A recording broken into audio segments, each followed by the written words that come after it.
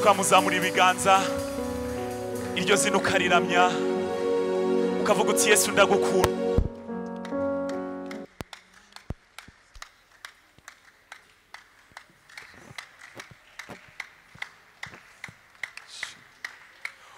Ukarishira hejuru kuko niryo zina ryonyine. Mwami turagukunda, Yesu turagukunda. Mwami turagukunda, izina ryawe turariramya.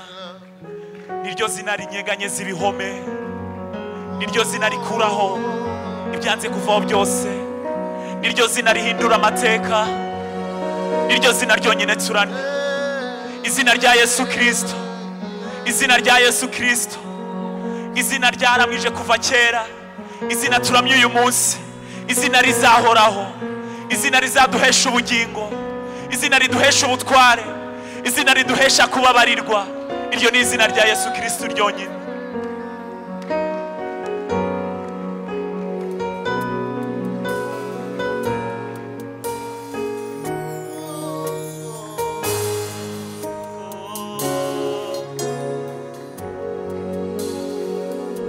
Yesu ndagukunda cyane ndakwihaye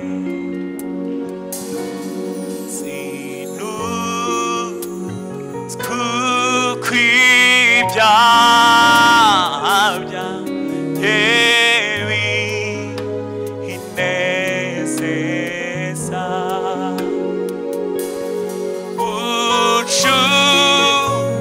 umucunguzi wanjye Yesu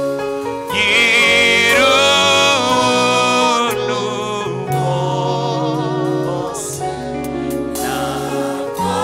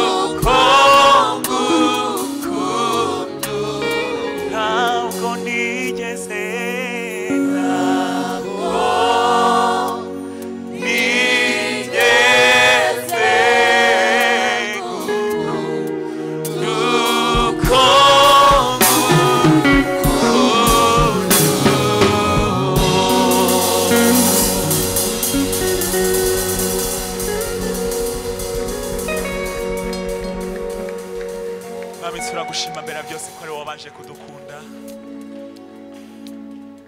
Mwami turagushima ko watwiyegereje. Mwami ibyo dufite nta na kimwe dufite cyagaragaza Mwami how grateful we are. Mwami nta na gito dufite, ariko byonyine wemere wakira amashimwe yacu, wemere wakira iki nicyo gitoya dufite. Mwami dufite gitoya mu byo twazana no kukubwira ngo merci. It's just to say thank you, Jesus. We don't have enough words but to receive our praises.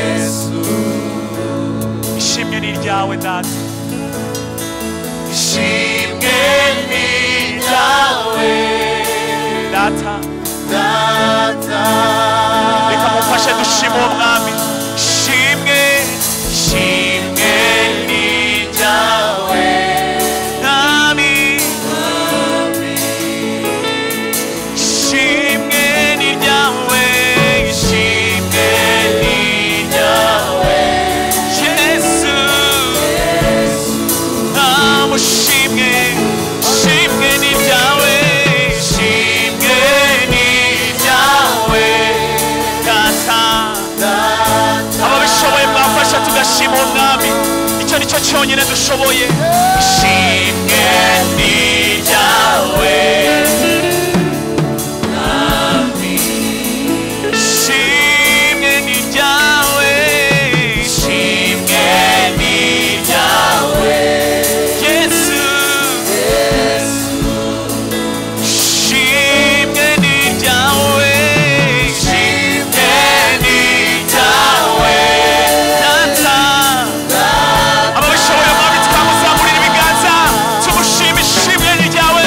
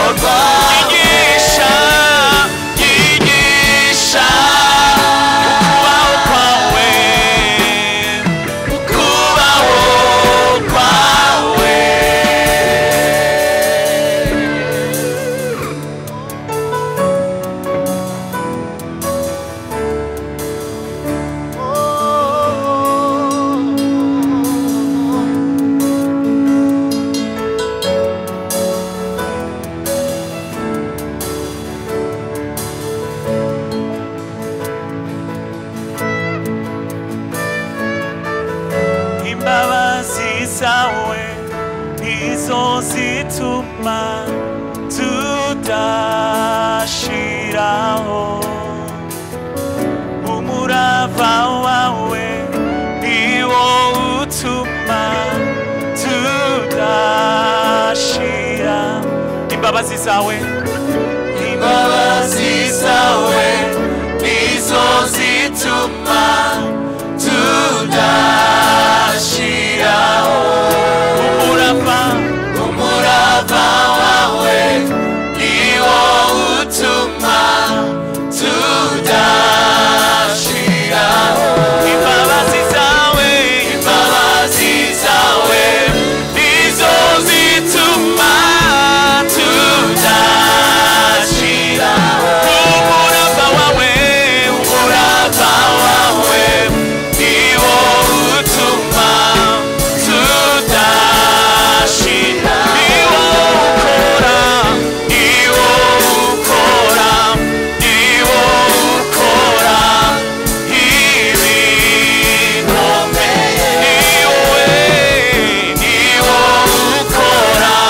niwo ukora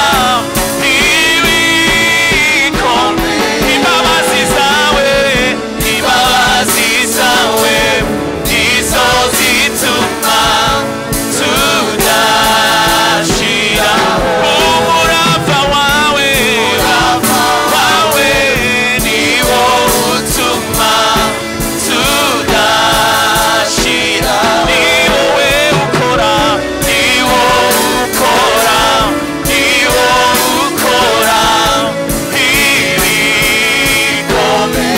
ni wowe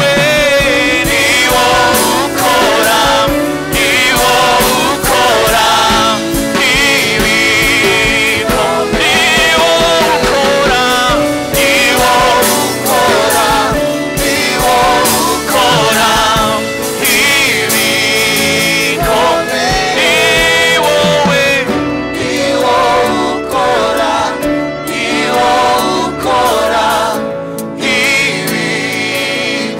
umwami niwe wenyine ukora ibikomeye niwo ukora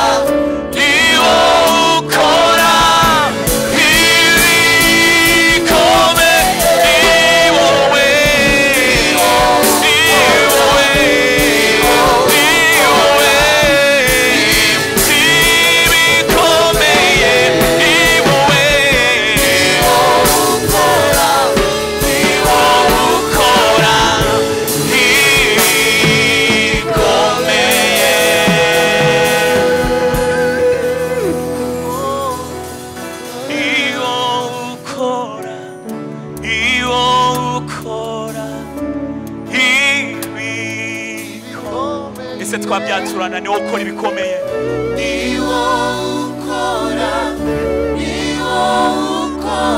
Imana ikora ibihambaye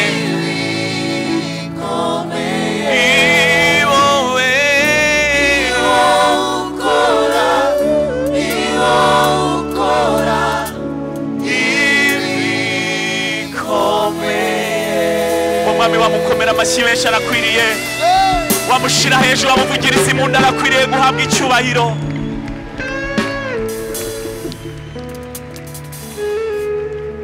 ese hari abakinezere kuba mu bwiza bw'Uwiteka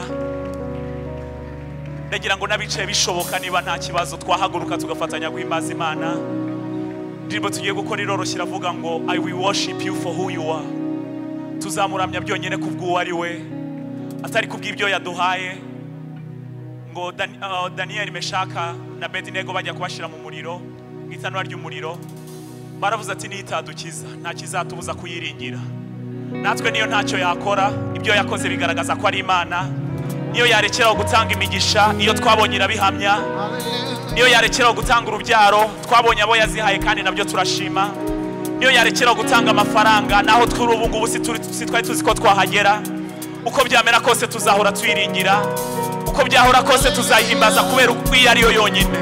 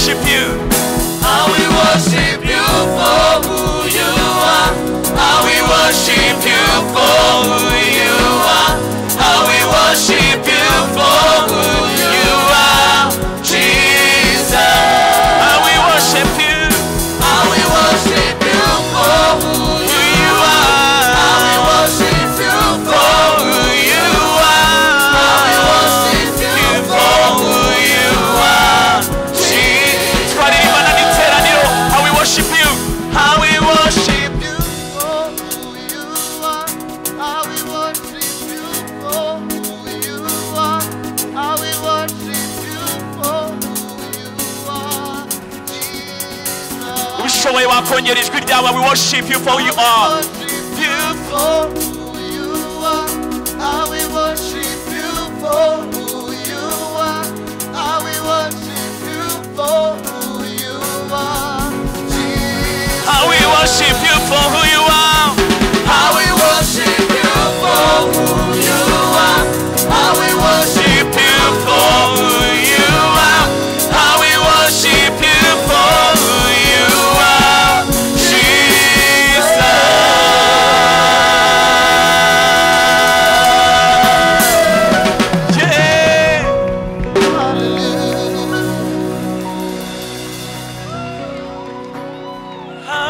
Worship you for how we worship, how we worship you for who you are, Jesus.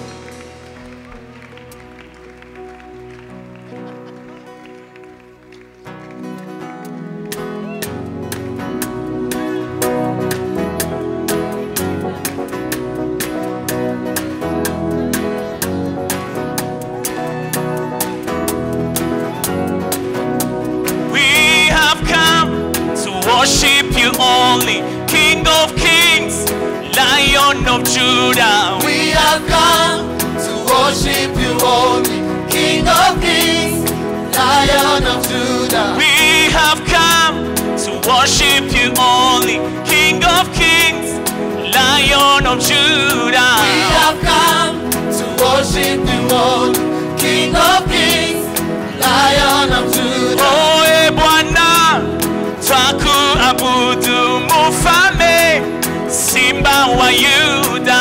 Bwana, twakuabudu mfalme, Simba wa Yuda.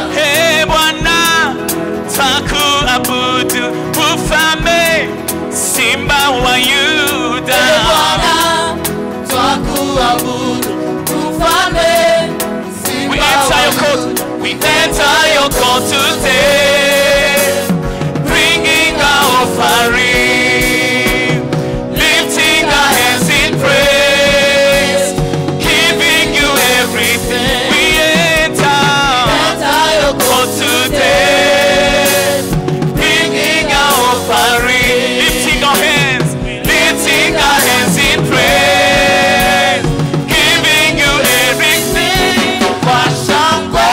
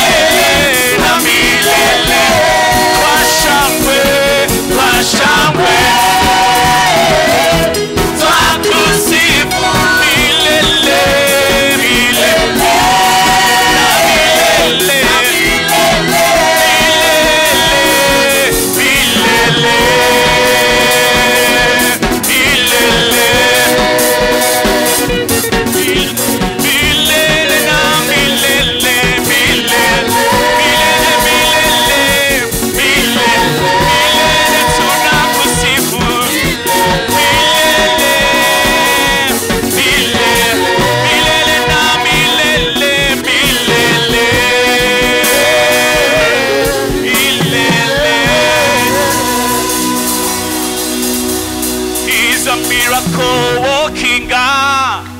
He's the miracle walking God. He's the Alpha and Omega. He's the miracle walking. He's a miracle. He's a miracle walking God. He's a miracle walking God. He's the Alpha. He's the Alpha and Omega. He's a miracle walking God. 우리만이 거리 비탄가사. 우리만이 거리 비탄가사. 우리 알파 나 오메가. 우리만이 거리 비탄가. 우리만이 거리 비탄가사. 우리만이 거리 비탄가사. 우리 알파 나 오메가. 우리만이 거리 비탄가사. He's a miracle. He's a miracle walking God. He's a miracle walking God. He's the Alpha and Omega. He's the Alpha and Omega. He's a miracle walking God.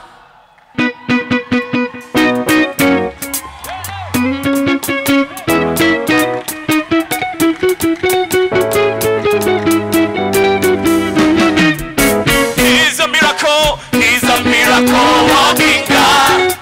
He's a miracle walking God. He's the Alpha and Omega. He's a miracle walking God. 우리만 안지만 제호바 시레 샤다 니워에 운이로고니네 나운니워 쿠니사 우리만 안지만 제호바 시레 샤다 니워에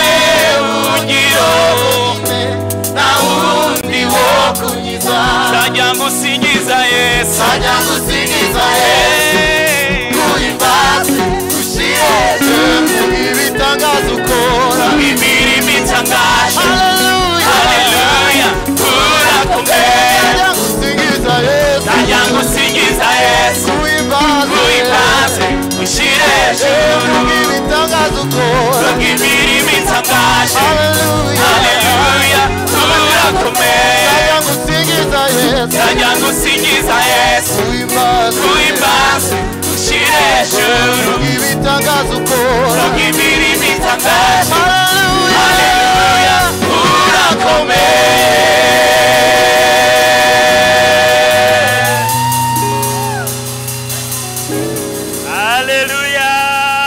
Haleluya. Praise the Lord. Haleluya. Praise the Lord. Amen, amen. Praise the Lord. Reka tuanze dukomere Imana amashyi kuri iki Let's give a gitangaza. hand clap to the Lord. He's a miracle working God. Imana yacu He's ikora a miracle working ibitangaza. God. Imana ikora Even today ibitangaza. is a miracle. N'uyu munsi ni igitangaza. Hallelujah. Hallelujah. Reka tubanze tubashime mwicare mu bwiza bw'Imana. Let's thank you. Sit before the presence of God. Ese uyu munsi uranezerewe? Are you happy today? Wabwira uwo mwicaranye uti karibu mu nzu y'Imana. Can you tell your neighbor that welcome in the presence of God? Hallelujah. Hallelujah. Nagira ngo tubanze twiyegereza abashyitsi bacu. Ese nababona abashyitsi bacu b'uyu munsi? I want us first to welcome our visitors. Can I see our visitors today? Ninde waje uyu munsi ahangaha kugira ngo tumwakire neza cyane? Who has come for the first time Reka tubone today? abashyitsi bacu. Gather Dukunda with abashyitsi us. muri RC Masoro. Let's see our visitors raise their hands. We love visitors in RC Masoro. Hallelujah. Ese mwahaguruka kugira ngo abasangwa tubakire. Can you please stand up so that we welcome you?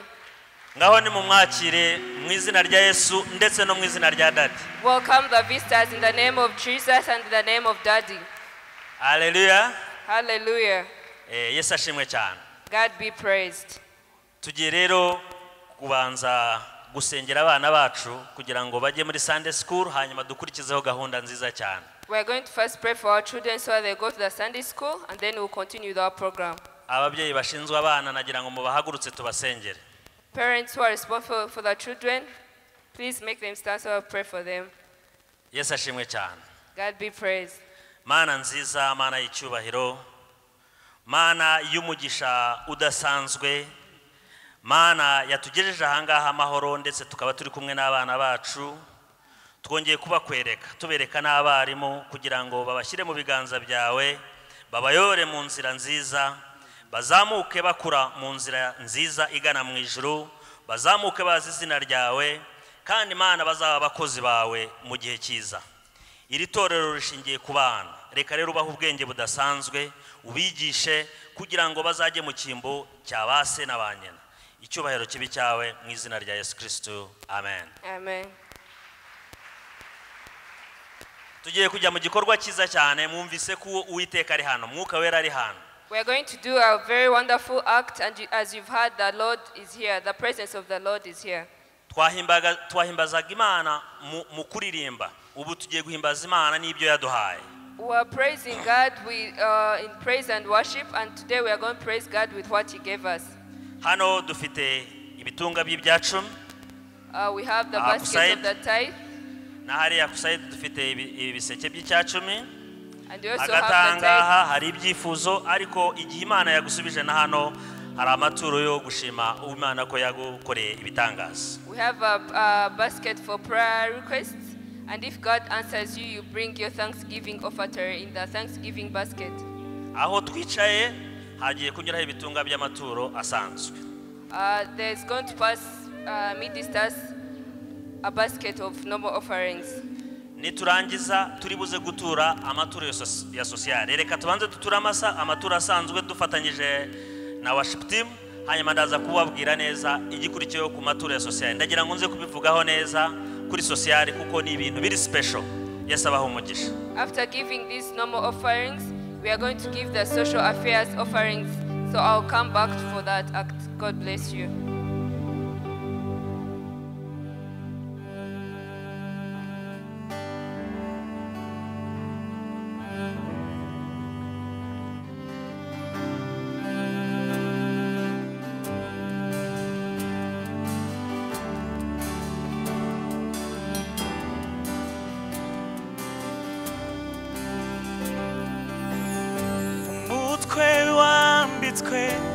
Ikamba ry'amawa ubu niwo wambitswe ikamba ry'ubwiza ibirenge byatobowe n'imisumari miremire ibyo birenge isi yose iramiriza urubavu rwacumiswe n'icumu nibwo rubavu ruvamo isoko imara inyota ibiganza byatewe imisumari nibyo bibumbatiye imigisha yanjye umusozi wari waravumwe niwo nacunguriweho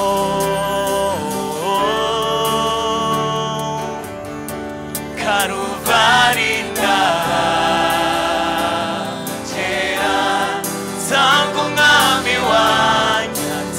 amaboko haramahoro atari nk'isi Karuvari ndatera nsanga umwami wanjye ateze amaboko haramahoro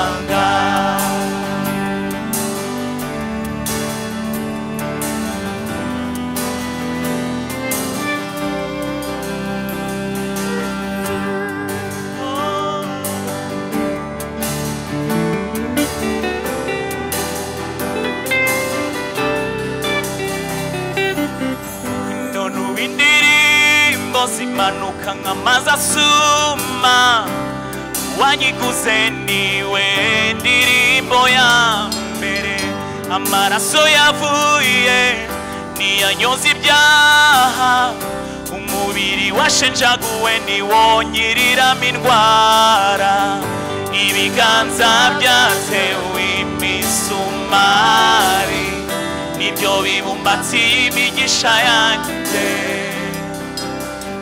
umusozi wari waravumwe nacunguriwe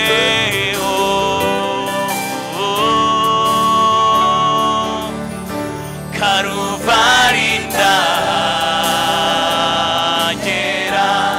nsanga umwami wanjye ateza amahoro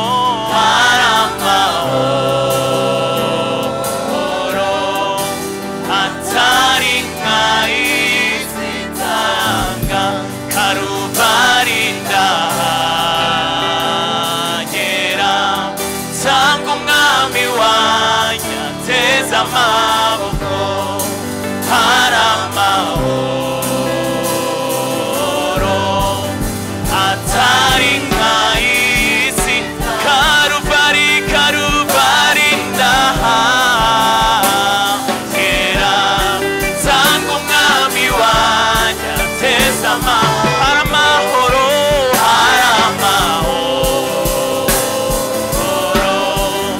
atari nk'ay'isi hari amahoro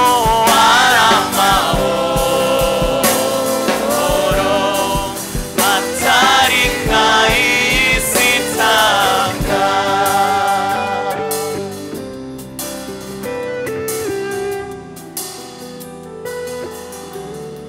Yesu ashimwe cyane tukiri kumwe na worship team nagira ngo mbahe itangazo riri special tutaratanga amaturo ya social murazi ko turi muri cya gihembwe cyo kubana n'abacu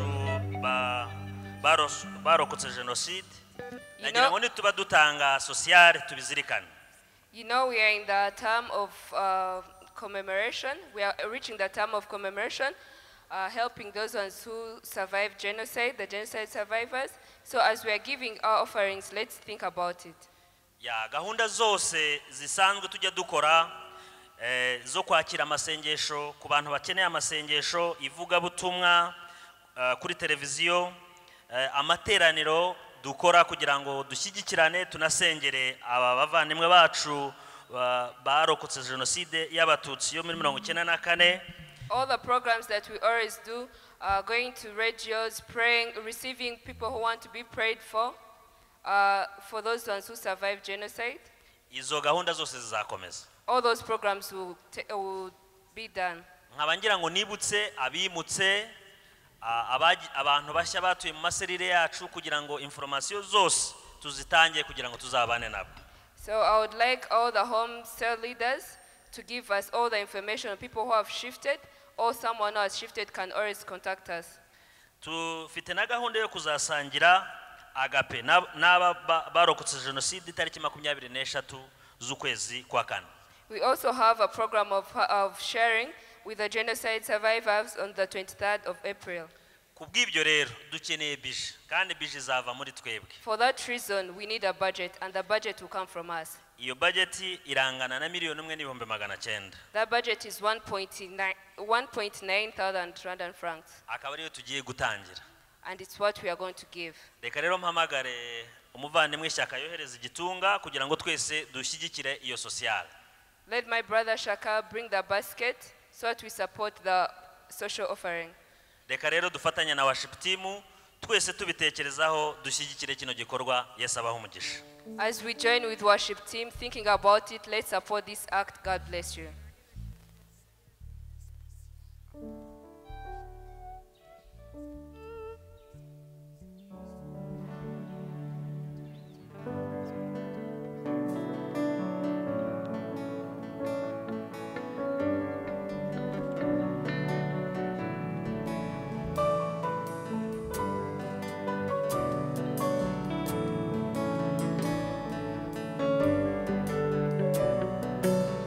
Ibyo biratangaje, ibyo ukora biratangaje, ubuntu bwawe ntibusanzwe, urizerwa mwami mu byo uvuga, ibyo ukora biratangaje, ubuntu bwawe ntibusanzwe, urizerwa mwami mu byo uvuga, warwanye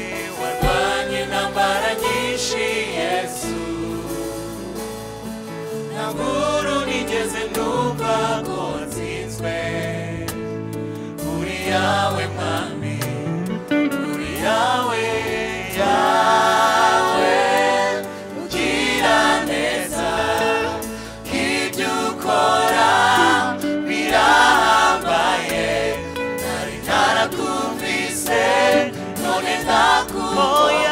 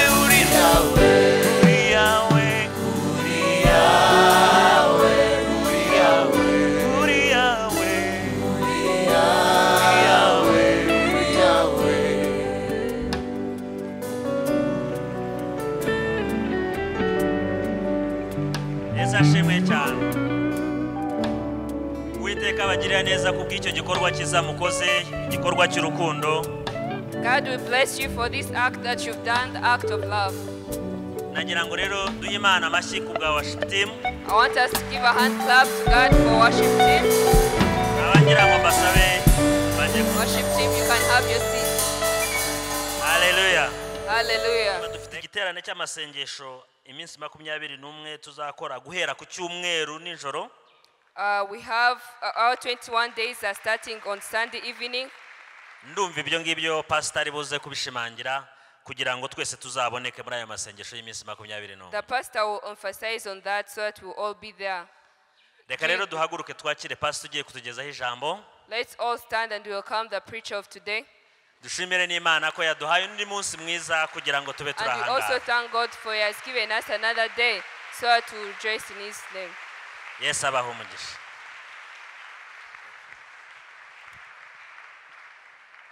Amen. Yesu ashimwe. Praise God. Kwicara, reka twicare. Let's take our seats. Amen. Ya ndabasuza mwese mu izina rya Yesu.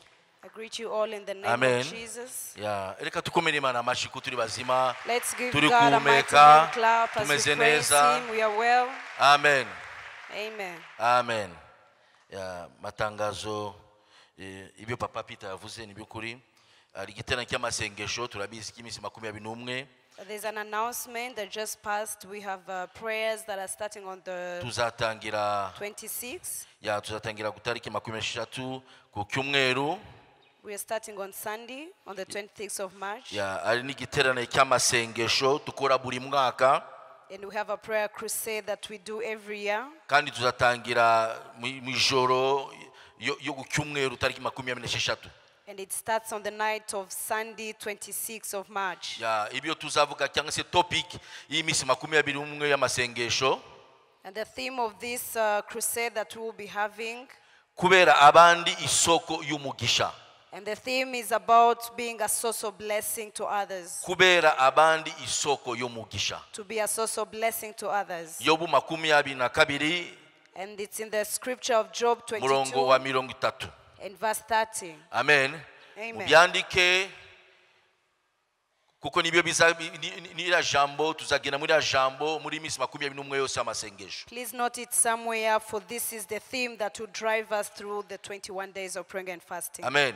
Muri yo gahunda kumwihariko tuzakomeza kubaka abacu bacitse ku icumu ya genocide yakorewe abatutsi muri 1994. And this same program will continue to comfort our brothers and sisters, the genocide survivors of 94. Muri ya gahunda twavuze ijwi risa na mitima. In this same program that we spoke about of the voice of restoring hearts. Ikindi nuko buri wese aratumiwe beneda kwitabira gahunda y'amasengesho no kwiriza ubusa tusengera abacu n'igihugu cyacu. And the other thing is that we invite each and every person into this program of praying and fasting as we pray for our people and our nation. Yeah. Tuzeka tuterana hano kuva kwa kabiri kugeza ku cyumweru. Every kwa kabiri kugeza ku cyumweru buri munsi nimugoroba. And through these 21 days we'll be having services from Tuesday through Sunday. Kuva kwa kabiri kugeza ku cyumweru. From Tuesday to Sunday. Amaklasi yose araza kuhagarara uretse klasi ya mbere ni ya kabiri. And for this reason, all the classes will be stopping. They will not be having classes apart from class 1 and class 2. Ikindi tuzasoza iminsi 21 y'amasengesho na croisade ko tumenyere kubikora. And the other thing is that we will be finishing or ending our 21 days of praying and fasting with the prayer crusade. Amen.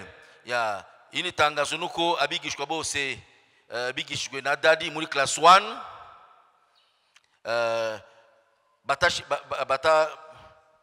batashoboye gukomeza muri class 2 basabwe gusigara nyuma y'amateraniro ya kabiri ari ubutumwa babafitiye. Abantu bose bigishwe na Daddy muri class 1 batashoboye kujya muri class 2 kuko twarebye Daddy igihe yigishaka muri class 1 ari abantu hafi 230 ya ariko twabonye abantu bakoze examen hafi 120 cyangwa se 140.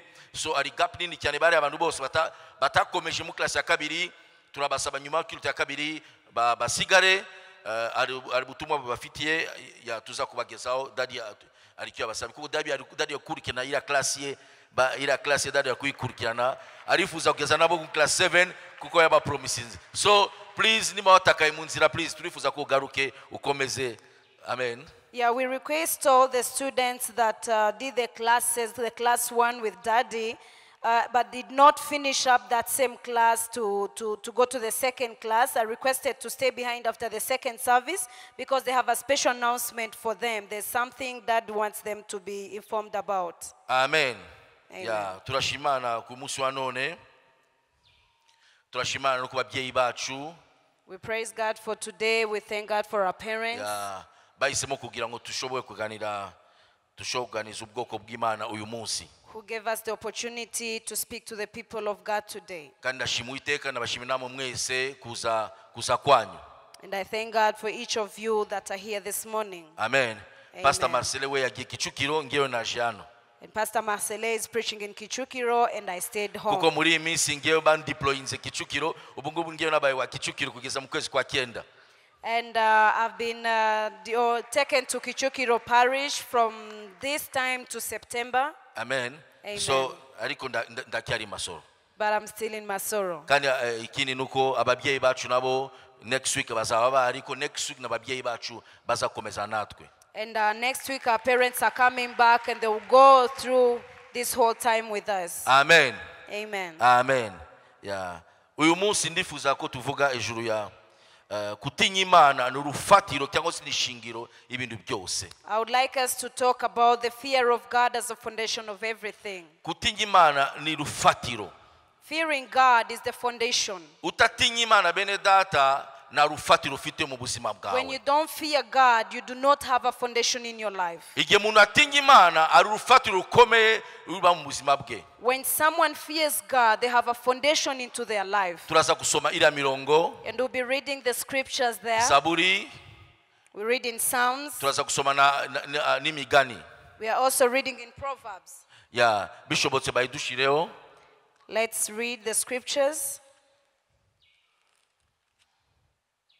Ya Zaburi, kuba Uwiteka ni ishingiro y'ubwenge, abakora ibyo bafite ubwenge nyakuri. The Bible says the fear of the Lord is the beginning of wisdom. All who follow his precepts have good understanding. Kuba Uwiteka ni ishingiro y'ubwenge. To fear God is the beginning of wisdom. Abakora ibyo abakora ibiki? And all who follow Abakora his iki? precepts, Abawubaha Uwiteka cyangwa se batinya Uwiteka. Abatinya Uwiteka bafite ubwenge nyakuri. all who follow his precepts have good understanding. Kuba cyangwa se gutinya Imana bene data ni ishingiro y'ubwenge. And it says the fear of the Lord is the beginning of wisdom. Tuziko ibintu byose byakozwe n'ubwenge. We know that everything done is done by wisdom or Imana knowledge. abantu ubwenge kugira bakora indege bubaka inzu.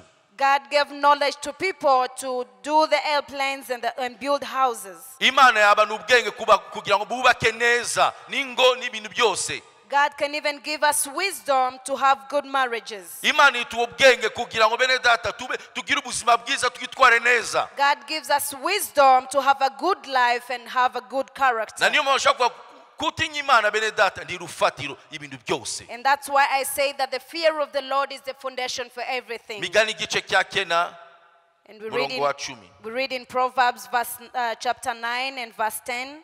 Kuba Uwiteka cyangwa se gutinya Uwiteka ni ishingiro y'ubwenge, kandi kumenya uwera n'ubuhanga. Amen. And the Bible says the fear of the Lord is the beginning of wisdom, and knowledge of the Holy One is understanding. Gutinya Imana Uwiteka ni ishingiro y'ubwenge. Turi kusubira juru ubwenge. They're still talking about wisdom and wisdom and wisdom again. Kandi kumenya uwera n'ubuhanga. For the fear of the Lord is the beginning of wisdom and knowledge of the Holy One. Ushokubita gatuza kaungenza Uwiteka nyamara ntabwo muzi bene data. N'ubuhanga kumenya Uwiteka. Because you can hit your chest and thinking you know God, but knowing God is actually wisdom. Gutinya Uwiteka bene data ni ishingiro n'urufatiro. Fearing God is the foundation of everything. Kera narinzi ko urukundo rw'Imana niyo rufatiro ubusabane bwacu cyangwa se ubumvikane hagati yacu n'Imana. I used to think that our love, our fellowship with our God is the foundation. Ariko muri minsi hari kinaje gusobanuka bene data kutinya Imana ni rufatiro hagati yacu, ni rufatiro rukomeye cyane mu busabane byacu cyangwa se muri relationship yacu hagati yacu n'Imana yacu. But now I realize in these days that our fear for God is the foundation of everything in our lives. Kuko kutinya Imana n'urufunguzo ritufungura imigisha y'Uwiteka. Because when you fear God is the key that opens doors for us to fellowship with our God. Byanditswe mu Yesaya igice cya 33 murongo wa 5 kugeza kwa 6. When you read in Isaiah 33 from verse 3 to 6, baravuga ngo kutinya Uwiteka bene data bituwesha ubutunzi, treasure, the treasure of God. and it says that our fear for God gives us the treasure or wisdom. Igihe umuntu atinya Imana bene data ashobora kwinjira mu butunzi bw'Uwiteka akabenefisa ibyo Imana yamubikiye kuko atinya Imana. When you actually fear God, you open doors for yourself to enter the treasures of God. Ariko igihe utatinya Imana bene data uramisinga ubutunzi bw'Uwiteka. But when you don't fear God, then you miss out God's treasures. Kuko uzakomeza uri kureba gusa. Because you continue looking.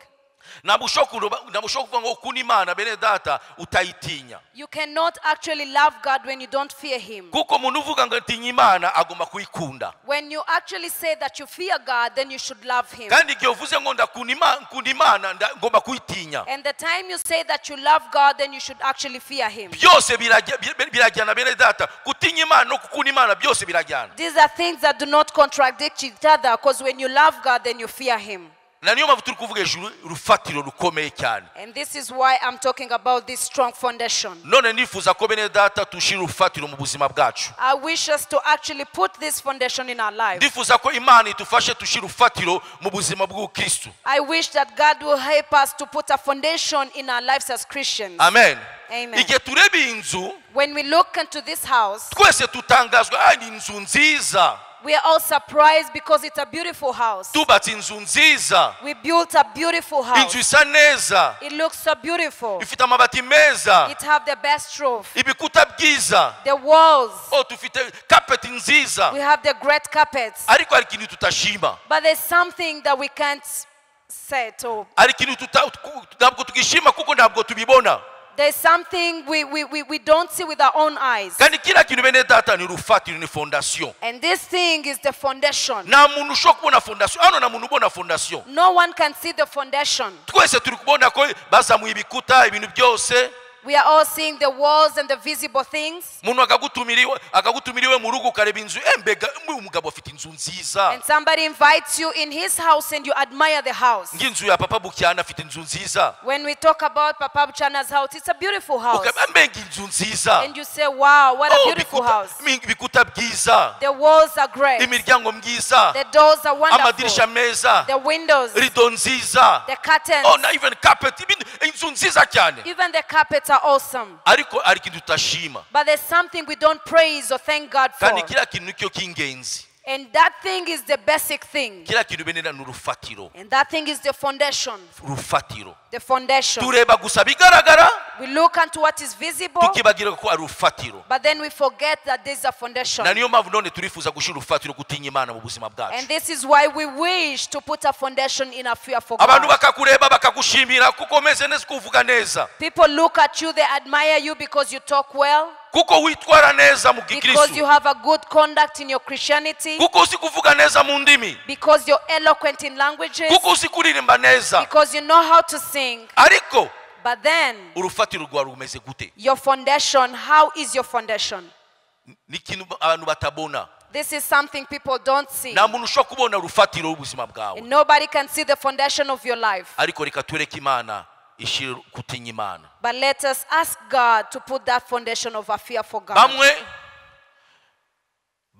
bashobora kusondeka fondasiyo y'inzu yabo Some of them can put a fake foundation of their houses kuko arakushaka gusevinga amafaranga, ntabwo ari serious mu buzima bwe, ntabwo ari serious mu byo ashaka. Akareba avuga ngo suka amabuye gusa, mabuye makeya gusa, shira matafari rukarakara nikore fondasiyo hanyuma nzamure, kuko nifuza kuzamura gusa vuba cyane ninjire mu nzu yanjye mve mu bukode. Ariko wirengagije gushira umusingi. And people actually put a fake foundation because they want to save money. They don't mind about their lives. All they're looking at is to set a house and build a house, but then they're forgetting a good foundation. No mu rushako nuko bimeze. Even in marriages, that is how it is. Ukashaka umuntu avuga nta kibazo, ndamukunze nta kibazo, ariko ukirengagiza kutinya Imana hagati yawe n'uwo uzaba mufasha wawe cyangwa se umutwara wawe, ukirengagiza, urirengagiza urufatiro rukomeye cyane mu rugo rwanyu. You look at someone and you admire them, you just want to get married to them as fast as possible, but then you forget to put the foundation of God's fear in between you people. Kuko ibintu byose bene data biza kuadinga, uraza kubizana ijuru kutinya Imana. Because everything adds up unto the fear of God. Kutinya Imana ni urufatiro. Fearing God is the foundation. Uni muntu ashobora kuzana yewe aravuga nabonye amadirisha meza. And someone else can come and say, I saw the good windows. Akazana amadirisha meza. They bring the good windows. Nabonye amabati meza, akazana amabati meza. I saw nice roofs and they bring them down. Antuka iyi miryango niyo miryango ikwiriye ku nzu yanjye, muntu uri standing yanjye. And they bring the best doors saying, this is the standard of my house. Ukazana imiryango n'amadirisha n'ibintu byose. The doors and the windows and everything. Byose ko bizana, The way they're bringing them. bila bikoresho byose uzana, All the equipments you bring. utashize imbaraga mu rufatiro. And you did not put the strong foundation. No kubaka inkingi zikomeye. And building the strong walls. Igihe muyaga uzaza, When the wind comes. igihe bigeragezo bizaza, When the trials come in your life. inzu yawe izayirima. And your house is going to break down. Uzisanga waguye, You will find yourself falling down. uzisanga mu buzima bwawe utangiye gusharira, And your life will be bitter. uzisanga mu buzima bw'Kristo nta munezero You ugifite, find your life, your Christian life, with no joy. ishari yatangiye kwinjira mu buzima And bwawe, jealousy enters your life. ntabwo ukinezerwa, ntabwo unyurwa n'ubuzima bw'Kristo, You're not rejoicing and you're not contented with the Christian life. kuko wowe witayeho cyane cyane ku bikoresho aho kwitaho kuri umusingi. Because what you focus most is the equipment than taking focus into the foundation. ufate umwanya wubake musingi mu buzima Take your bwawe. time to build a foundation. No mu rushako ubaka umusingi. Even in your marriage, build a foundation. No mu bana bawe ubaka urusingi batenye Imana ibizaza Imana izabafasha. Even in your children, build the foundation and leave the rest to God. Amen. Amen. Mu buzima bwacu bene data tureke Imana itegura umusingi ukomeye. Let us allow God and accept Him to come and build a great foundation in our lives. Ariko igihe bashira umusingi But when they are putting the foundation, ari ikintu gikomeye bakora. there's something great they do. Igihe bashira urufatiro bene data When they put the foundation, ari ikintu bakora. there's something people do. Icyo bakora What they do, ntabwo bazana gusa amabuye ngo bayarambike ayo. they don't just bring stones and put them there. Bakora iki? What do they do? Baracukura. They have to dig. Bagomba kucukura. They have to dig. Bagomba kucukura. They have to dig. Bagomba kucukura bakakuraho gitaka bene data. They have to dig. Reka tureke Imana icukure mu buzima bwacu. Let us allow God to dig in our lives. Tureke Imana icukure mu buzima bwacu. Let us allow God to dig in our lives Ikureho ingeso mbi mu buzima bwacu. so that He will take out the bad characters. Icukure mu buzima bwacu, ikureho byapfuye mu buzima bwacu. That He will dig in our lives and take out whatever is dead. Tureke Imana icukure. Let us allow God to dig. Imana iri kucukura mu buzima bwawe. God is digging in your life. Ariko urabona Imana iri gutinda, nyamara Imana iri gushaka kucukura kugira ngo izakore urufatiro rukomeye. And sometimes you think God is delaying, He's taking long, but actually He's setting the foundation for you. Bitinde, bitatinda, reka Imana ikomeze icukure. Whether it takes long or not, but just allow God to dig in your life. Kuko mu gucukura Because in digging, Imana irifuza gushira urufatiro rukomeye cyane. God wants to set up a strong foundation. Kandi umuntu uzabigiramo inyungu bene data ni Imana myukuri, ariko nawe wenyine uzabyungukiramo. And when God does that, it's not only God that will benefit through it, but even you yourself. Kuko buzima bwawe bwagakiza bene data buzaba buzima buhagaze neza. Because the life of salvation is a life that stands firm. Kuko rushako rwawe ruzaba rushako ruhagaze neza. Because your marriage will be a marriage that stands firm. Kuko akazi kawe kazaba akazi kahagaze neza. Because your work will be a work that stands firm. Ibaze wagiye gusaba akazi hanu, Imagine you go somewhere to ask for a job, boss wawe ko bigenza akakugerageza. and your boss starts trying you out. Akakubwira nifuza kusohoka nawe tugende tusangire saa sita. And Nta he cyaha says, kabisa. I wish to go out with you and share lunch. There's no sin. Ariko arifuza kukugerageza arebe. But he wants to test you. Arifuza kureba nimba utinya Imana. He wants to test if you truly fear God. Hanyuma aho kuba ugaragaze ko utinya Imana ukagaragaza And instead of you showing that you truly fear God, ukagaragaza urufatiro bene data, ukagaragaza bene data musingi Imana yashizeho mu buzima bwawe, and then you show the foundation that God set in your life, ukemera and you accept. kurya nta kibazo, ariko bitangiye kugenda muri ntera ugomba kwanga oya sinshaka kurengana. And you accept going for lunch, but when you realize that it's taking a further step, then you should stop it. Ariko utangiye kwirengaza kwikompromise, nta kibazo, reka nemera ahubwo ni boss wanjye nzabona avantage mu kazi. But then if you start saying, oh, let me accept because he's my boss, I'll get advantages in this job, Umenye ko nta gaciro aza kuwa mu kazi. then realize that then he will not give you the value in that Aza kubona job. ng'umuntu utafite agaciro He's na going rufatiro to ufite. see you as a normal person with no value. N'umukobwa n'umusore muri fiancé akakuproposa ngo mujyamane nawe. Even a young lady or a young man, if somebody proposes to sleep with you, Nze basore babikoze bavuga ngo abwira umukobwa nta kibazo, rega ahubwo uziko uzaba uwanjye, wowe uzaba uwanjye na rega niyemeje na uri nahisemo ni wowe gusa tuzashakana, nashaka kutestinga kuonja. you know there's Kabisa, some men or women who say, you know, you're mine, I'll marry you, there's no problem, but I just want to test. Nibyukuri igihe umuhaye beneta mukajyamana ntabwo baza kwandika hano ko yaguhaye cyangwa se mwajyamane, nta muntu uzabimenya.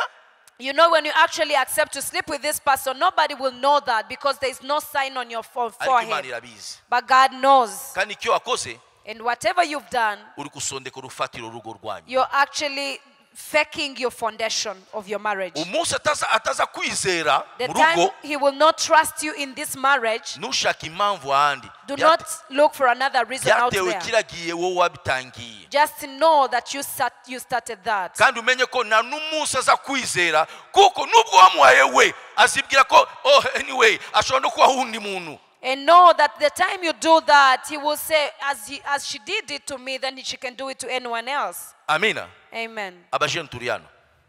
Youth who are here. Amen. ni ikintu tugomba kwirinda. That is something we are supposed to avoid. Tureke Imana icukure ishireho fondation. Let us allow God to dig and put a foundation Imana for ishireho us. urufatiro mu buzima bwacu. Let God put a foundation in our lives. Kandi igihe Imana icukura bene data, sometimes birababaza, And when God is digging, sometimes it's so painful. sometimes biratinda. Sometimes it takes long. Ukavuga Mana ko uracyakomeza gucukura, abandi bahise bazamura inzu, ariko ngewe ko uracyakomeza gucukura. And then you ask God, God, you're still digging. Other people have set their houses, but what is going on?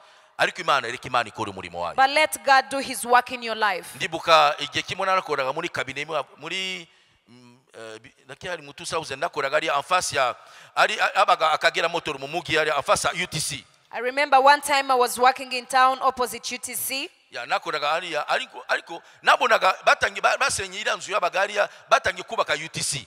And then one time they were destroying some houses around and building UTC. Narayirebaga umunsi kuwundi naza ukazi nkagenda gataha, ariko ko abagabo bari komeza gucukura, baracyakomeza gucukura, ni kureba basi bazamura igikuta, ahubwo umwaka ko na gikuta bari kuzamura umwaka wa mbere wa kabiri, iyi nzu babivuyemo se bimeze gute? And every time I used to wonder because they took long to dig, 1 year, 2 years, and then I kept on wondering what was going on. Au ariko icyo ngewe urumva bari baziriye bacukura bubaka bashiraho amabati bazitirara kugira nawe ugira umuntu ureba ibi murimo bari gukora ari. And by the time they were digging, they had to fence it with the roof so that nobody actually sees that. Muntu uri hanze aziko na murimo uri gukorwa ariya, nta kintu kiri gukorwa, bari kwirengagiza, bari gutakaza umwanya wabo, nta kintu ntacyo bazi bari gukora, ariko ari umurimo uri gukorwa. People who are outside, looking from the outside, they are just wondering, thinking there's nothing being done, they're wasting their time, they're taking a lot of time, but they do not know what is being done inside. Ari umurimo Imana yakoraga ndani. There's a great work that God was doing inside. Kiragiye bene data nyuma naje kubona batangiye kuzamura ibikuta ya UTC. And one time I realized they've started bringing up the walls. Uziko ari umurimo bakoraga. And I realized they were doing something inside. It took long. Ariko ubu ngubu UTC irahagaze. But now UTC stands. Bene data abantu reka Imana icukure itunganye ubuzima bwawe. Brethren, let God dig so that he'll prepare your life. Bitinde bitebuke reka Imana icukure. Let it take longer or less, but let God do his work. Abantu bavuge birabareba. Let people talk, and that is none of your business. Wowe emera Imana ikore umurimo mu buzima bwawe. Just allow God to do his work in your life. Emera Imana ikore mu buzima bwawe. Allow God to do his work in your Emera life. Imana icukure mu buzima bwawe. Allow God to dig in your life. Emera Imana igutegure. Allow God to prepare you. Emera Imana itegure urushake rwawe. Allow God to prepare your marriage. Emera Imana itegure fiançailles yawe. Allow God to prepare your fiancé. Emera Imana itegure abana bawe. Allow God to prepare your children. Kuko igihe kizagera Because bizagaragara abantu bose. there's time that is coming and everyone will realize that Abubatse vuba those who build faster, birengagije kushira urufatiro they underlooked the foundation. cyangwa se bashize urufatiro ko babishaka ko babyifuza ko bibwira Or they put the foundation in their own ways, the way they desired it. bazatangarwa no kubona inzu yawe buryo izaba ihagaze. But they are going to be so surprised seeing the way your house stands. Bazagira babifuza inzu yawe. They are going to look at your house. Kandi tumenye ko umuyaga uzawuwa, imvura izagwa, ko Bibiliya ivuga ni ibintu bigomba ijambo rimwe yavuga ngo bikubise kuri yanzu beneda, ni ibintu bigomba kuza, ni test Imana igomba kugerageza ubuzima bwacu. And remember that the winds and the rains are going to come and they wipe away the house that was not built on a stronger foundation. Reka tureke Imana ishira urufatiro. Let us allow God to put a foundation. Kutinya Imana ni urufatiro. Fearing God is a foundation. Na niyo mpamvu nyuma ukasanga umuntu bene data yayirimye yaguye avuga bimeze gute, erega yirengagije urufatiro. And this is why we see some people backsliding, falling back because they underlooked the foundation. Byafatigiye byafata imyaka, ariko abantu nabwo bandema Imana wirengagiza ibibazo byange. Imana nabwo yirengagiza. Imana ari umurimo wo gukora. It can take time, it can take years, and sometimes you think God is not taking care of your problems, but actually God does. Imana iri gukora. God is working. Imana iri gukora. God is at work. Birashoboka uri hano Imana, reka Imana ikomeze umurimo mu buzima bwawe. It's possible that you're here and you have that, you're going through that problem. Igihe bacukura nimba igitaka cyashobora kuvuga, ariko abantu bamere nabi barakyakomeza kumbabaza, bari gucukura, bazarangiza ryari gucukura? And sometimes you have pains in your heart. You say, people are hurting me, people are hurting me. And when is God going to stop digging? Ntabwo ari uruhare rwawe kumenya igihe bazarangiza. It is not your responsibility to know when God will finish digging. Uruhare rwawe ni ukwemera ko bacukura. Your responsibility is accepting them to Uzi igihe dig. bizarangira ni uwatangiye umurimo mu buzima bwawe. The one who knows when this work will finish is Kandi the one watangiye who umurimo started mu it. buzima bwawe. Bene data, umenye byanze bikunze Imana izasoza umurimo mu buzima bwawe. Because the one who started that work in your life will surely accomplish it. Bizaterwa gusa buryo wowe witanga, buryo ureka Imana ikora mu It will buzima bwawe. all depend with the way you let God work in your life. Tureke Imana itunganye ubuzima bwacu. Let us allow God and accept God to prepare us. Twebwe nk'abana b'abantu tureba byanze tukashimira biri yanze. We as human beings, we appreciate what we see outside. Oh, mbega uriya muntu ni umukristo kabisa. That person is a Christian, is a Christian. Reka gusa ahure n'umuyaga. But let them meet winds. Kanaka. And you say, this person, Nari nzi ko hari umwe hagati yacu Mana we. Reka vraiment nibyo yakoze. I thought they were really strong. Birashoboka ko ari kigeragezo Imana irifuza kureba inzu ye ko yagaze. There are times God brings these tests in your life and He actually wants to see how you stand. N'abari hano bubatse bene data basondeka. Even people who are here and they built with fake foundation. Icyo ngundira Imana. What I love with God, Imana yacu ni nyiri impuhwe, Imana igira neza. our God is a merciful God. Imana watakira Imana ikavuga mbo kuko ngewe ni engineer aba engineer shobora kuza kahindura fondation katangira buhoro buhoro kazamura ani mabuye kazamura kahindura rufatiro kaza kuzamura inzu. And the time you cry out to God and say, Lord, help me, He's the engineer of all engineers. He's going to come and start afresh the whole foundation. Amen. Amen. Reka tureke Imana ikore muri buzima Let bwacu. us allow God to work in our lives. Amen. Amen. Aho kwifuza ko abantu barebe bya hanze, barebe amadirisha, barebe amabati, byose bene data n'ubusa. Instead of desiring people to see the outside windows and the roofs and the doors, all these are nothing. Agaciro k'inzu bene data ni urufatiro. The value of a house is actually its foundation N'inkingi and the walls. wabizamuye gute? How did you raise the pillars of your house? Ese ufata umwanya wo kwiga ijambo ry'Imana? Do you really take time to read the word of God? Ese ufata umwanya wo gusenga? Do you take time to pray? Icya kabiri The second thing, ni gute twatinya Imana? how can we fear God? Niki twakora kugira ngo tutinye Imana? What Tureke can we do? Imana ishire rufatiro. Niki twakora? What can we do to fear God or to put a foundation? Niki twakora kugira ngo Imana ikore rufatiro, ishire What rufatiro? can we do so that God puts a foundation? Wambwira pastor atubwiye Imana tureke Imana ikore ishire rufatiro ariko niki twakora? You've told us to let God put a foundation, but what can we do? Amen. Icyambere tugomba gukora, One thing that we can do, tugomba kubitamo. we have to choose that. Amen. Tufite uburenganzira kuhitamo kwanga cyangwa se kwemera ko tutinya Imana, tureke Imana ikora mu We buzima have all bwacu. the rights to choose accepting God, to fear God, and to letting Him work in our lives. Twese tufite uburenganzira kwemera cyangwa se kwanga. We all have the rights to choose or Tufite to uburenganzira accept. bwo kwemera bene data kutinya Imana cyangwa se kwanga. I have the rights to accept fearing God or not fearing Him. Bambwiye ko iki ngiki kimeze neza ariko iki ngiki antuka birasa nuko bimeze ariko urabona. Sometimes you see something and you say, wow, this is good, but then you look on the other thing and it's not upright. Igihe nararwaye nagiye kwivuza, When I got sick and went for medication, muganga wange ni umuzungukazi yicaye na brother wange bombi na baganga. my doctor was a lady and she sat with my brother because both of them are doctors.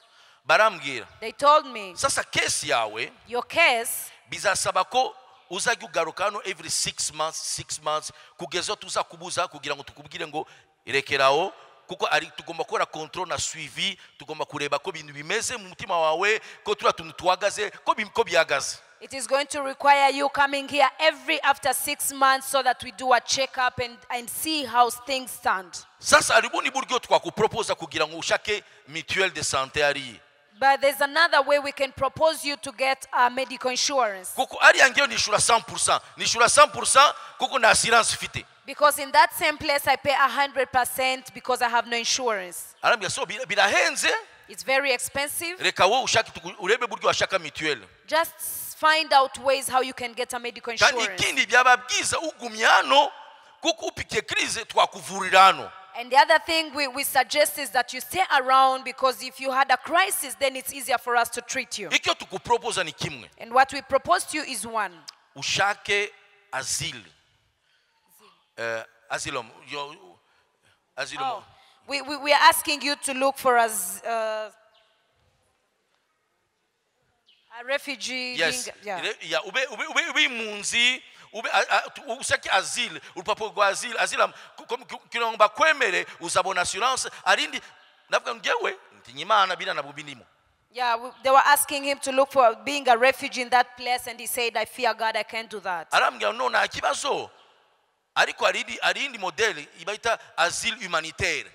Yeah, there's another way you can do it. It's a humanitarian, Syrian or asile something. humanitaire nukugenda ukavuga ngo ngewe nta kibazo urumva nubwo ngwaye ariko mwamfasha ariko kuko iwacu ira miti kwanza d'abord kuko imiti iboneka mu Rwanda navuga no sinshobora kubesha imiti yange iboneka mu Rwanda. And kubesha ngo imiti nabwo mu Rwanda kandi imiti iboneka mu Rwanda. the only way you can do that is going and lying that medication you're taking, it cannot be gotten in Rwanda. But then he said, I can still get this medication in Rwanda. Muganga kuko azineza ko afite abantu baba muri bindi nga Kongo bamubwira ngo imiti nabwo iboneka rimwe navuga imiti mu Rwanda imiti yose turayifite. And some people were lying to my brother that this medication cannot be gotten in Rwanda, but I said we have every medication. Namubwira kabisa nabwo bishoboka madam. I said this is impossible for me to do this. Uzabishobora se kugaruka. And she said, will you be able to come back? Namubwiye ijambo rimwe. I told her one word. Imana yange nizera. The God I believe and Imana trust, yankijije. the God who healed me, Imana nyiriza bikora nzagaruka. He's the same God that will do it and I'll come back. Amen. Imana izabikora. God will do it. Nubu ngubu arafendi mwa nzasubirayo. Even at the end of this month, I'll be going back. Imana bene dati igihe Imana ishaka kubikora ube gusa juste n'Imana ukiranuke n'Imana ureke ibintu Imana ikore. And when God wants to really do it, just be faithful with God and let God do His work. Kuko abantu basha kureba urufatiro ufite mu buzima bwawe. People want to see the foundation you have in your life. Amen. Tugomba kuitamo. We have to choose. Wahisemo iki? Wahisemo kutinya Imana? What did you choose? Did you choose to fear God? Reka tuseme uriya murongo Migani igice cya mbere 29. Let's read in this Proverb chapter 1 and verse 29. Kuko banze kumenya kandi nibahisemo kuba Uwiteka ya. The Bible says, since they hated knowledge and did not choose to fear Murumva the hariya Lord. bene data banze bonyine babishaka They hated kandi nibahisemo kutinya Uwiteka. They hated knowledge and did not choose to fear the Lord. Ntabwo bahisemo kutinya Uwiteka. They did not choose to fear the Lord. Ntabwo bahisemo kutinya Uwiteka. They did not choose to fear the Lord. Ariya Solomon ari kuvuga aravuga ngo Imana yavuga ngo mwabaswa mwe abantu batafite umutima abantu batameze neza. Imana 24 niyo murongo nakunze cyane. Imana yavuga ngo narabahamagaye murananira. Narambuye ukuboko nyagira ubyitaho. Anyuma irakomeza murongo 29 kuko banze kumenya banze kumva ijwi ryanjye. That's me. Imana irifuza kuitamo kwacu bene data. And on verse 24 they said, but since you refuse to listen when I call and no one pays attention when I stretch out my hand, since you disregard all my advice and do not accept my rebuke, Tugomba kuitamo kutinya Imana. we have to choose to fear God. Tugomba kuitamo ngo Imana ikore umurimo mu buzima We bwacu. have to let God do His work in our lives. Tugomba kuitamo Imana ndifuza kucukure mu buzima bwanjye. It's us who can choose to let God dig in our lives. Imana ntabwo izacukura mu buzima bwawe shire rufatiro bene data wowe utabimwemereye. God is not going to actually dig in your life when you've not accepted Him to do Ugomba that. kubitamo. You have to choose, you have to make a Atari choice. kuitamo kavuga Mana nahisemo ariko urumva itamo neza bigaragara ko wahisemo neza. Not choosing halfway, but then you have to make the right choice and let God work. Cya kabiri tugomba gukora The second thing we have to do, kubyiga. it is to learn it. Tugomba no kwiga bene data kutinya Imana. We even have to learn fearing God. We need to learn. Tugomba kwiga kutinya Imana. We have to learn fearing God. Guteka kwa kabiri igice cya 4 murongo wa 10. We read in Deuteronomy chapter 4 and verse 10. ujye wibuka wa munsi wagariye imbere y'Uwiteka Imana yawe kuri Orebu, ubwo Uwiteka yambwiraga ati neranira abantu bumvisha amagambo yanjye kugira ngo bige kunyubaha, bige kuntinya iminsi yose bazamara mu isi. Bige kunyubaha, bige kuntinya. Tugomba kubyiga bene data. Kwiga ikintu bisaba ubushake bwawe. We have to learn something because learning something requires your will. Kandi kwiga si ikintu cyoroshe. And learning is not something easy. Kwiga bene data ari kiguzi. Learning is a price you pay. Ugomba sometimes kubyuka mu gitondo. You have to wake up in the morning. Ugomba kwitanga. You have to sacrifice. Kuko urifuza kwiga ikintu. Because you're willing to learn something. Twige kutinya Imana. Let's learn to fear God. Iminsi yacu yose tuzamara mu isi. All our days that we spend in this earth. Kandi ngo twigisha abana bacu. And let us teach our children. Twigisha abana bacu iki? Kutinya Imana. And let us teach our children to revere God. Tugomba kwiga. We have to learn. Tugomba kwiga. We have to learn. Twabihiga gute se? How can we learn? Twabihiga bene data tusome ijambo We ry'Imana. can learn this when we're reading the word of God. Twabihiga tusenga. We can learn this as we pray. Twabihiga tugira gahunda y'amasengesho. We can learn this as we have the prayer program. Twabihiga bene data tuza mu materaniro. We can learn this when we come in fellowships. Twabihiga twiga ijambo ry'Imana mu class. We can learn this as we have Bible studies in classes. Kuko nabundi buryo wamenye Imana Because there's no any other way you can know God utasomye ijambo ry'Imana. Kuko ndani nimo character ko mu ijambo ry'Imana niyo banditse ko Imana iteye ko imeze buryo ikora icyo ivuga ni muri ijambo ry'Imana. Usiba ijambo ry'Imana nabundi buryo wamenye Imana. You cannot actually know God when you don't read the word of God, when you do not have the desire to know the word of God. Cya gatatu tugomba gukora The third thing we should do ni kubyifuza. is to desire it.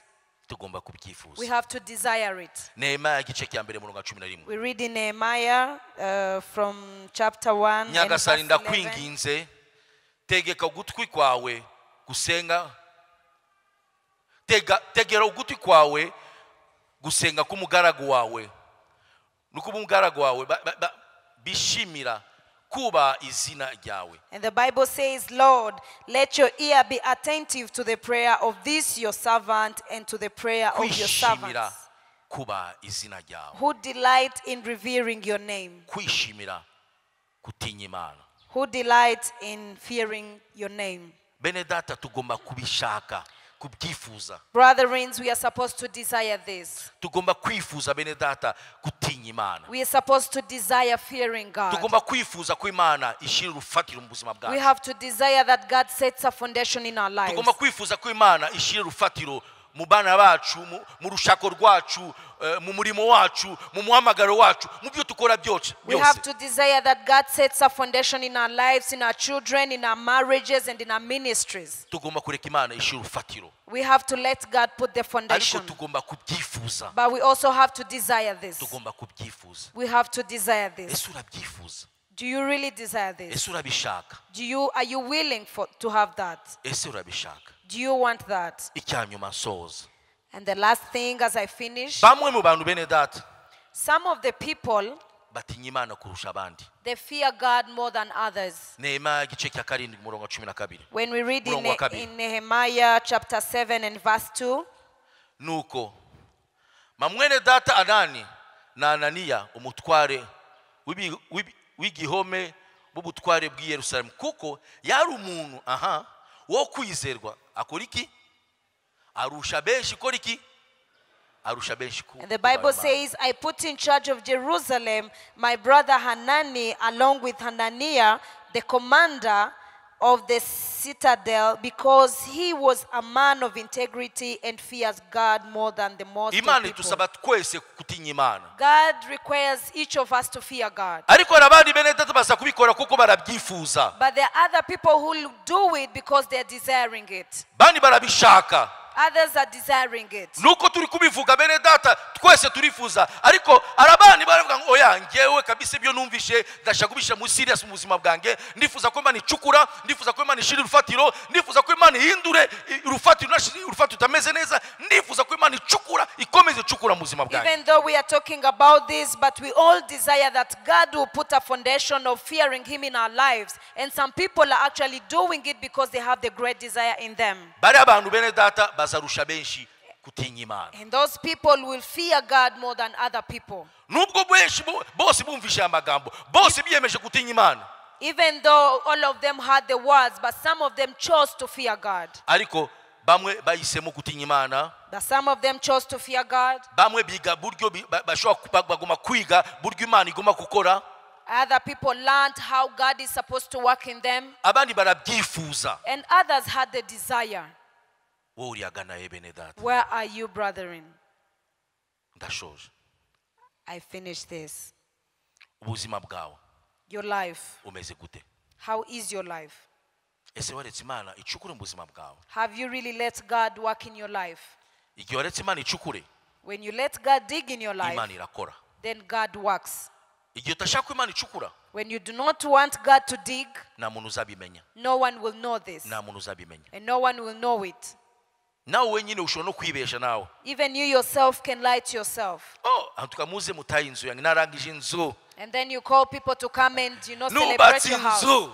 I've built a house. Muze murebe inzu Come nubatse. and see the house. Abantu bazaza bashimire. People will come and celebrate. Uzashiraho bene data, uzashiraho shwagara ushiraho irangi ku nzu itubatse neza. Nta kibazo, abantu bagazabimenya. You put the paint and no problem. People won't know or realize what the problem is. Even wowe nyine uzimenyereza kuba muri ya nzu, uzamenyera kuba muri ya nzu.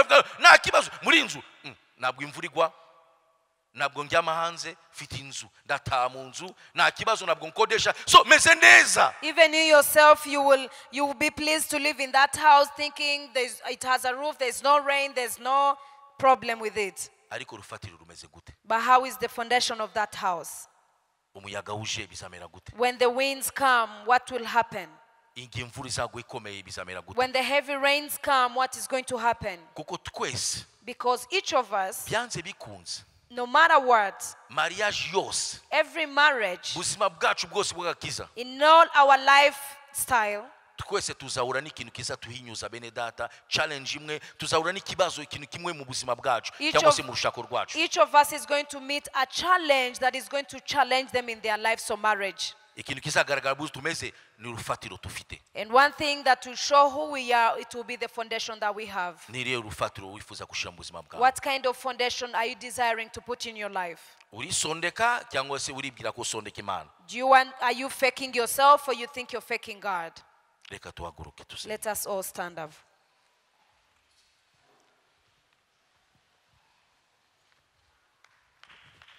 Nimba bari imibari hano bazi. Imana ibaho umugisha.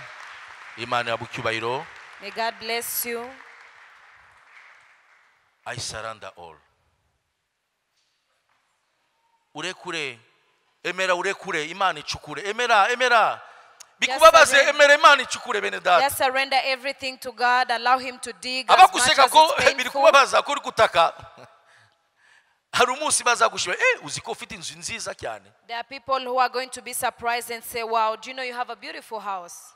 Urufatiro rw'inzu sinzi rwa Shekina rwa Betel rwafashe iminsi mikeya paraporo urufatiro ringi. You know the foundation of Bethel house took fewer days than what Shekinah did. Biterwa n'inzu wifuza kubaka. It all depends on the kind of house you want to build. Biterwa n'igitekerezo Imana ifite ku buzima bwacu. It depends on the thoughts of God towards your life. Imana niyo ifite imigambi ku buzima bwacu. It's only God that has a purpose in our lives. Kubera iki dushaka kulimita Imana yacu mu gucukura mu buzima bwacu? Why are we hindering God to dig in our lives? Kubera iki dushaka kulimita kind of ya foundation Imana ishira mu buzima bwacu? Why do you want to limit God for the purpose or plan he has in our lives? Reka tureke Imana icukure. Let us allow God to dig. Reka tureke Imana ikore muri mu buzima bwacu. Let us allow God to do his work in us. Urufatiro rukomeye bene data n'ukutinya Imana. The greater foundation is to fear God. Urufatiro rukomeye si kuvuga mu ndimi cyangwa se gusimbuka, ariko ni gutinya Imana. The great foundation is not speaking in tongues or jumping, but it's to fear God. Kuko nibyo bizagaragaza umurimo Imana yakoze mu buzima bwacu. Because this is what will show us what God has done in our lives. Ningo zacu zizakomera bene data igihe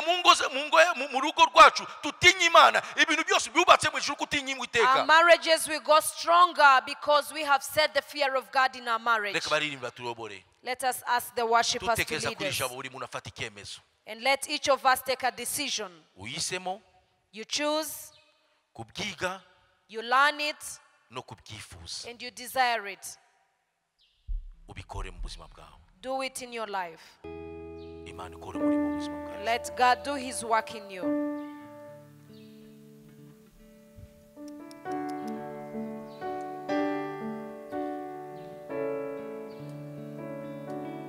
Igihe bazi kuririmba buri muntu asenge.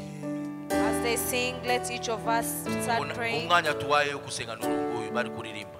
God has given us this moment.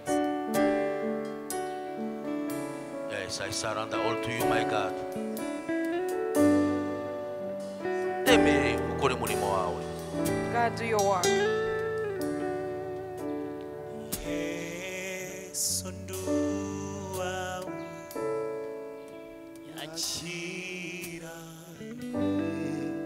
byanjye mfise byose cyengukunda wizigire omeze nguyoboke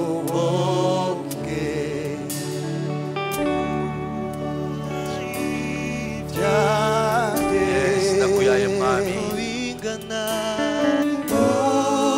uko bingana Oh yes. mwami wanje Baramasheke kaya mashaka. mwami wanje Mbere y'amasheke ferekere. Oh yes.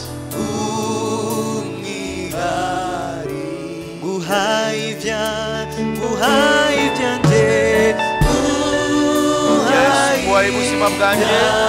Into my life. Kuwaye urushako rwanjye. I give you my life, oh God. Oh yes, Lord. Mwami wanje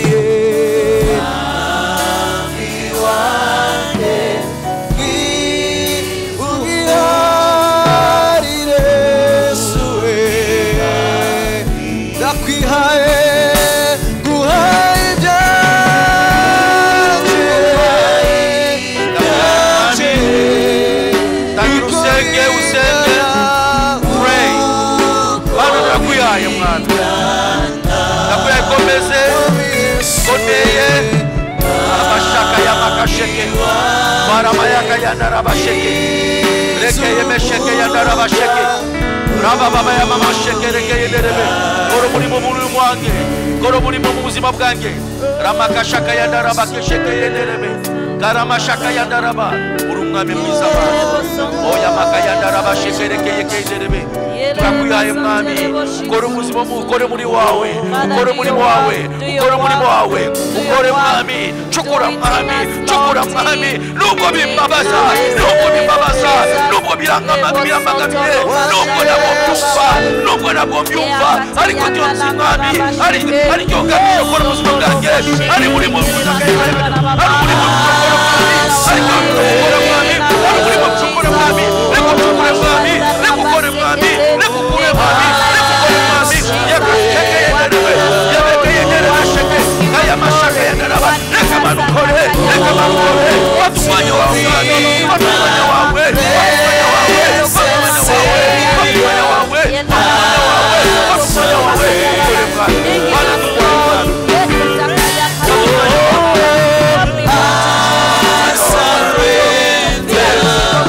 Watu mwanya wawe mwami. Watu mwanya wawe mwami. Watu mwanya wawe mwami.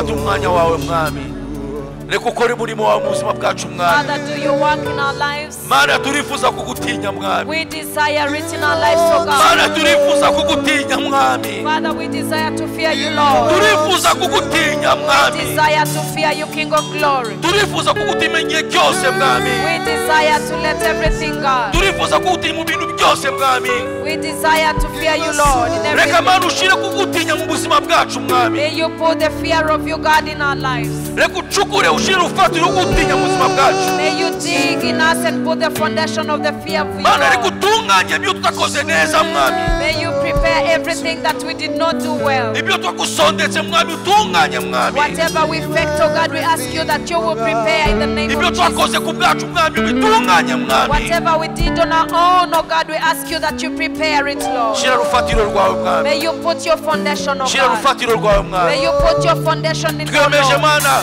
twiyemeje mana kugutinya We mwami have accepted and taken a decision to fear you, Lord. twiyemeje kwiga kugutinya mwami We have taken a decision to fear you, God. twiyemeje mwami kwifuza kugutinya We mwami have desire to fear you, Lord. utugire neza mwami May you do good to us. utugire neza mwami May you do good to fata us. umwanya wo gutegura ubuzima bwacu tugutinya Take your place to prepare us as we fear you, Lord. reka mana ukomeze kuduhisha mwami ukomeze umurimo wawe mu buzima bwacu May you mwami hide us, God, and continue to do your work in us.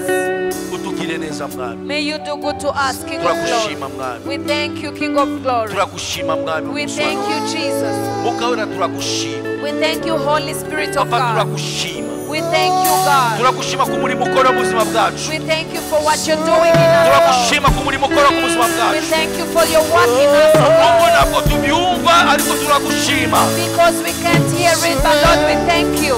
nubwo turimo kubabara ariko turagushima Even though we are in pain, but we thank you, Lord. nubwo biri gutinda ariko turagushima Even though it is taking longer, but we praise you, Jesus. nubwo mwami abantu baduseka turagushima Even though people are laughing at us, but we thank you. kuko wowe uzi neza icyo uri gukora mu buzima bwacu Because you alone know what you're doing in our lives. dukwaye icyubahiro cyose n'ishimwe We mwami give you all the praise and the glory. icyubahiro cyose kirugarukire We mwami give you the praise and the glory. ugira neza We thank you, wowe Jesus. ukomeye You are wowe great. utangaje You're awesome, wowe ukwiye God. gushimwa The God who is wowe ugira worthy to be neza praised.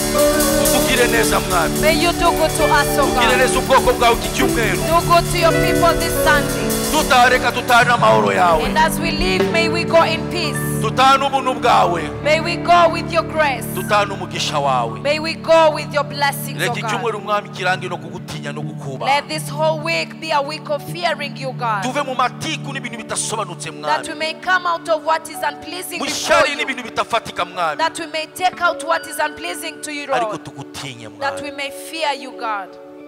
reka icyumweru bibe icyumweru kiza Let all this whole week that is coming, Lord, udufungure ubutunzi bwawe may you open your ububiko bwawe treasures. udufungurire mwami May you open the doors of your treasures utugire neza iki cyumweru and do good to us this whole week. udufashe utugendere May you bless us, oh God, maraso aturinda tutwikire and let the blood of Jesus cover ni mu us. izina rya yesu kristo imana It's yacu in the mighty name of Jesus that Amen. we pray. Amen.